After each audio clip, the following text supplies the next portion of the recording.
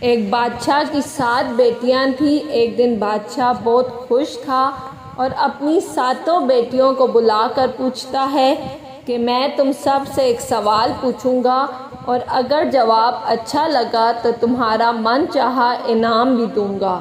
سب ایک قطار میں کھڑی ہو جاؤ اور ایک ایک کر کے بتاؤ کہ تم کس کا دیا کھاتی ہو، کس کا دیا پہنتی ہو۔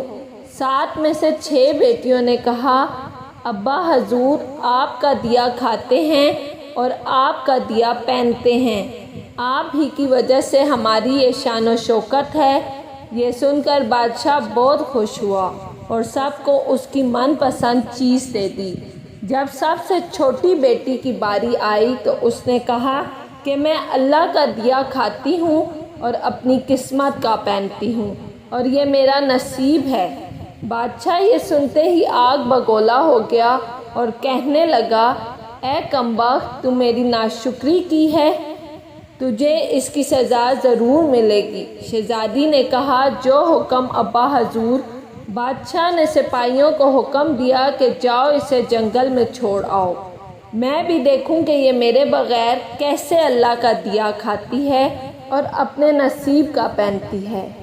شہزادی سے تمام زیورات واپس لے لیے گئے اور خستہ حال کپڑوں میں بغیر کسی ساز و سامان کے بادشاہ کے حکم کے مطابق جنگل میں تنہا چھوڑ دیا گیا۔ لیکن شہزادی بہت پرسکون مطمئن تھی اور توکل اللہ تھی کہ جو اس نے رزق اور عیش و عشرت میرے نصیب میں لکھی ہے وہ مجھے ضرور ملے گی۔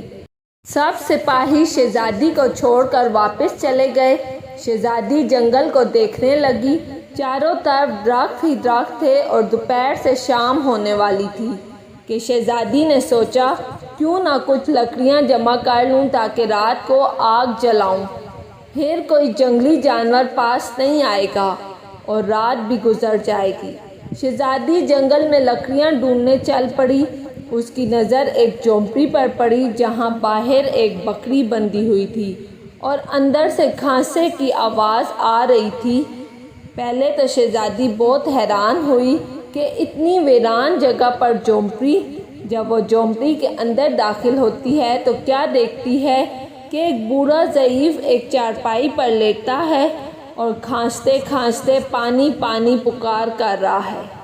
شہزادی ادھر ادھر دیکھتی ہے تو کونے میں ایک پانی کا گھڑا پڑا ہوتا ہے۔ وہ گلاس میں پانی بھر کر بوڑھے ضعیف کو پلاتی ہے اور جھونپڑی کی صاف صفائی کرتی ہے۔ اتنے میں بوڑھا ضعیف شہزادی سے پوچھتا ہے کہ بیٹی تم کون ہو اور اتنے بڑے جنگل میں تم اکیلی کیا کر رہی ہو؟ تب شہزادی اسے بتاتی ہے کہ وہ یہاں تک کیسے پہنچی۔ بوڑھا ضعیف اسے جھونپڑی میں ہی رکنے کا بولتا ہے اور کہتا ہے کہ میں شہر میں کام کرتا ہوں، صبح شہر چلا جاؤں گا اور 8 دن کے بعد آؤں گا، تم یہیں رہو اور جھونپڑی میں کھانے کا سامان ہے اور ندی پاس ہی ہے، تم وہاں سے گھڑا بھر لیا کرنا۔ صبح کو بوڑھا ضعیف شہر چلا جاتا ہے اور شہزادی یہاں اکیلی جھونپڑی میں سب صفائی کر کے بکری کا دودھ نکالتی ہے، آدھا اپنے لیے رکھ لیتی ہے اور آدھا باہر ایک کونے میں برتن میں ڈال کر رکھ دیتی ہے کہ رات کو کوئی جانور بھوکا یا پیاسا ہوگا تو پی لے گا، اور خود اندر آ کر سو جاتی ہے۔ صبح سویرے جب شہزادی اٹھتی ہے تو کیا دیکھتی ہے کہ دودھ کا برتن خالی اور پاس ایک لال پڑا ہے جو دیکھنے میں بہت ہی نایاب اور قیمتی معلوم ہوتا ہے، اور پاس ہی سانپ کے نشان بھی نظر آتے ہیں۔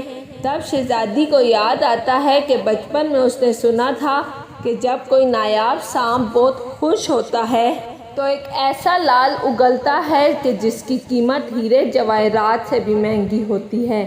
شہزادی بہت حیران ہوتی ہے اور دل میں سوچتی ہے کہ شاید سانپ بھوکا تھا، اس لیے وہ دودھ پی کر خوشی میں لال چھوڑ گیا۔ پھر وہ لال اٹھا کر اپنے پاس رکھ لیتی ہے اور پھر اگلی رات شہزادی برتن میں دودھ رکھ دیتی ہے اور اگلی صبح جب دیکھتی ہے تو پھر ایک لال ہوتا ہے۔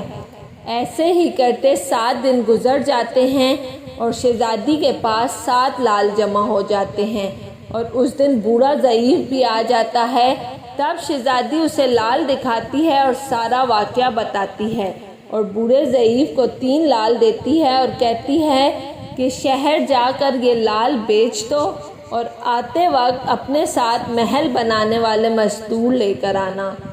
یہ سنتے ہی شہزادی بولتی ہے، نہیں ابا حضور، میں ہی وہی شہزادی ہوں، اور میں نہ کہتی تھی کہ میں اللہ کا دیا کھاتی اور اپنے نصیب کا پہنتی ہوں۔ بس اسی اللہ نے مجھے کہاں سے کہاں پہنچا دیا ہے کہ آج میں آپ سے بھی زیادہ امیر ہوں۔ پھر شہزادی اپنا تمام حال بیان کرتی ہے کہ وہ اس مقام تک کیسے آئی اور دکھاتی ہے اپنے گلے کی مالا جس میں ابھی بھی 4 لال موجود ہوتے ہیں۔ یہ بات سنتے ہی باقی تمام شہزادیاں دل میں رشک کرنے لگتی ہیں اور سوچتی ہیں کہ کاش ہم نے بھی تب یہی کہا ہوتا کہ اللہ کا دیا کھاتی ہے اور اپنے نصیب کا پہنتی ہے۔ اگر آپ کو میری ویڈیو پسند آئی ہے تو لائک اور سبسکرائب لازمی کیجیے گا۔